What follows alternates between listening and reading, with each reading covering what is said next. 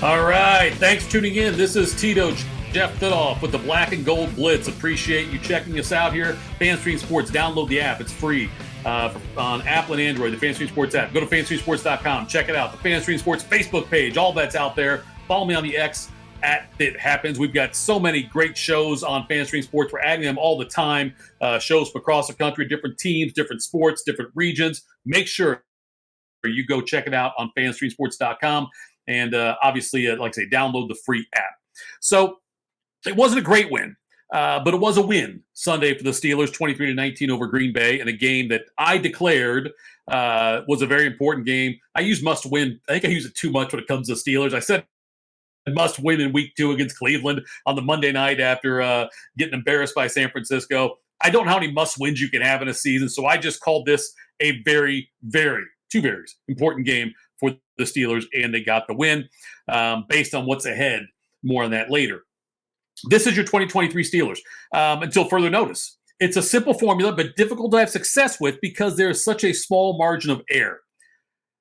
This team's outgained. Every game they get outgained. They got outgained by 75 yards by the Packers on Sunday in Pittsburgh, and they're one of the least explosive offenses in the league. As a matter of fact, I would argue among teams that have not suffered major injuries to their skill players. Major injuries to skill players, key offensive players, because really Pittsburgh has not. Deontay Johnson missed a little bit. I get that. But by and large, Freiermuth's been out a little bit. But still, Pickett's been healthy. Harris has been healthy. Jaylen Warren's been healthy. Offensive line, healthy. But anybody who's not been hit with key, like multiple injuries, they might be the least explosive team in the league. Pittsburgh will not win a shootout. Duh. That's what's going to happen with this Pittsburgh team. They're going to win if they can run the ball well and limit turnovers and play elite defense. That's it. Now, that could change. Will it? It's unlikely. This right here is 1970s AFC Central football now. I know it's called the AFC North now, but this is the 1970s AFC Central football when you had Pittsburgh, Houston, the Oilers at that time, and you had Cleveland, Cincinnati. That's what this style of football is that Pittsburgh had success with back then. And it was the formula that many teams followed back then. Strong running game, strong defense, limit mistakes is the way to do it. So I love it. I think it's entertaining for me to watch because I don't like watching all the shootout stuff all the time. Against Green Bay, Pittsburgh did have success early running the ball. They scored in their first 3 possessions of the game. Matt Canada being down the field now, I know you can look at it and say, oh, it's a big deal now. He's down the field. Look what they're doing now with Matt Canada down there. I don't think it's that big of a deal. I just think that they're getting better. I think the offensive line is getting better. So, like I said, they scored in the first 3 possessions of the game. That's a great sign. I love seeing that. They ran the ball well early. Jaylen Warren rushed for 101 yards in the game. Najee Harris had 82, though Warren had a touchdown too, by the way, in that game. They both had gains of more than 20 yards on single plays, which is significant because that's the way the Steelers will get the big plays. And this is how they're going to have to do things because Kenny Pickett, I'm not sure if he's the right guy at quarterback. He's serviceable for this type of offense. He's serviceable. I don't know if he's the long-term answer or not. If you can win games this way, having him on a rookie contract is not the worst thing in the world. Certainly, I would like to have, if the Bears move on from Justin Fields, I would love to see Pittsburgh make a play for him or someone like that if they could. Not sure if it's feasible, but Kenny Pickett, though, he is we're not going to know how good Kenny Pickett is until there's a new offensive coordinator in there. We're not going to know then until the Steelers change up their scheme. And so I trust in Mike Tomlin. I trust in the Steelers organization that they are doing what they think is the best way to run this offense. This is not a knock. I'm putting Canada aside on this because Tomlin must sign off on this as well. So if they believe in this, if that's the case, then they must believe that Pickett can't be a gunslinger out there, and they need to have this conservative approach based on the talent they have.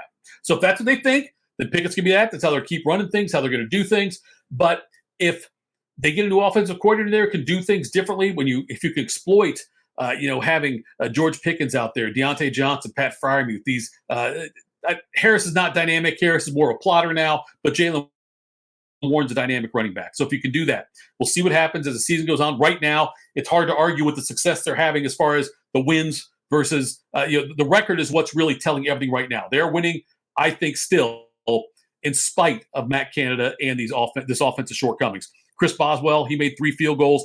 Another key to the Steelers winning this way in 2023. Defensively, the defense bent, but they didn't break, especially at the end.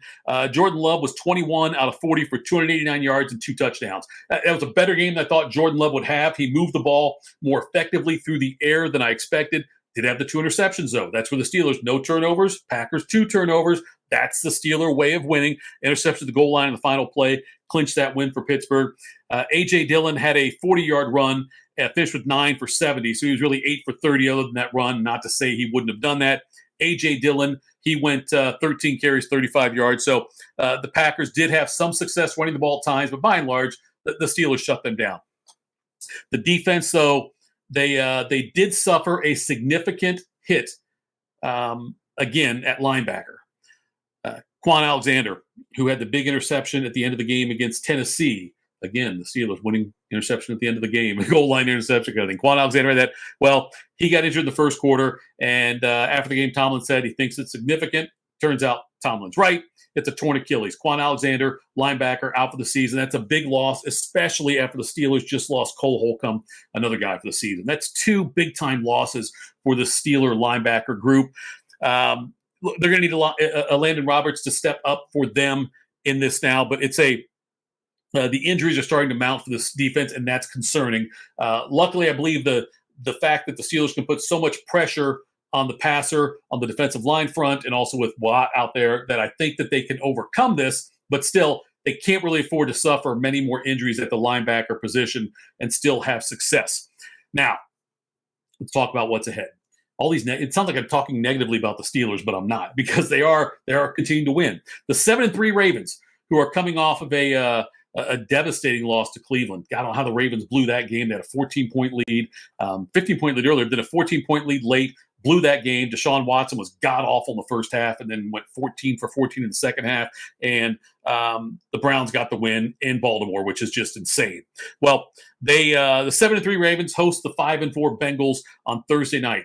Bengals lost to the Houston Texans, a game they should have won, or certainly it should have gone to overtime and had a chance to win it there. But C.J. Stroud performed some magic. The Bengals dropped a couple of passes down the stretch and missed some tackles. That led to the loss to C.J. Stroud and the Texans. Bengals fall to 5-4, the seller in the AFC North. They're taking on the 7-3 Ravens on Thursday in Baltimore.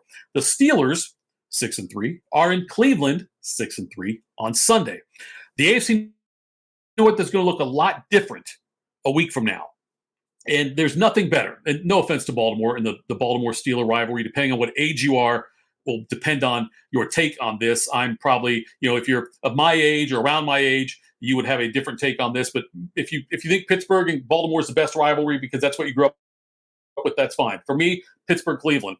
And there's nothing better for me than a meaningful Browns-Steelers game in the second half of the season. Nothing better. I wish it was in Municipal Stadium or in the old Three Rivers, something like that. That'd be better. But the fact that we have a 6-3 Browns against a 6-3 Steelers game on a Sunday, I haven't looked at the weather yet. My God, I hope it snows or rains. It won't snow. I hope it rains, or I hope it's an old-fashioned AFC North Steelers-Bengals game. Can't wait for it. Thanks showing up this season, Cleveland, and making this a meaningful game in November when it looked like it wouldn't be. Cleveland, a big one over Baltimore, puts them in this position, but there's a lot of things going to change in the AFC North here coming up in Week 11. So thanks so much for tuning in to the Black and Gold Daily Blitz. We'll talk more during the week here about this Browns-Steelers game coming up, but make sure you subscribe to this, listen, subscribe, like, share, all those things. Go to fanstreamsports.com, download the app. It's for free. Follow them on the X. I am at That Happens. Thanks again for tuning in to the Black and Gold Daily Blitz. Have a great day.